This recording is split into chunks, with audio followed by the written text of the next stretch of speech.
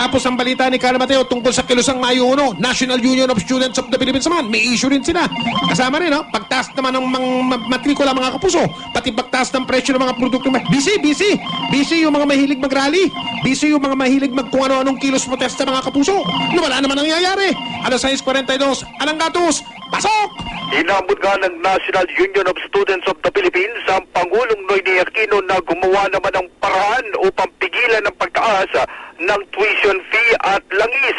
Ayon sa grupo, habang abalang administrasyon ni Pangulong Noynoy Aquino sa impeachment, lugmok naman anila sa kahirapan at nagugutom ang mga Pilipino. Partikular anyang nahihirapan sa walang tigil na pagtaas ng presyo ng langis, maging sa tuition fee ay ang haling ng mga estudyante, maging ang kanilang mga magulang.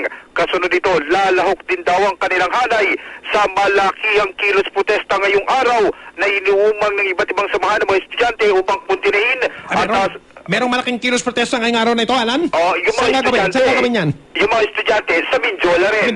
Sa Mindiola rin, ngayong umaga may mga magwo-walk out ng mga estudyante sa kanilang mga klase, pagkatapos magtitipon-tipon at didiretso sa bahagi ng Mindiola. Magwo-walk out sa klase? Sayang mahal na matrikula, di ba? Mahal na matrikula. Sayang yung matrikula. Magwo-walk out. Sayang yung binabayad. Wala naman nangyayari sa kilos protesta nila eh. Paano yun? Yung pinayad na magulang nila para sa araw nito, sayang din yun Magkikilos protesta muna, Mike. Ganun. Sige, okay. Magkikilos protesta muna at saka ipapanawagan yung tuition fee hike. Okay. na kanilang ipinaglalaban. Anyo Kapuso, Alang Gatos ng GMA sa Radyo, DCWB. Saksi sa Double B.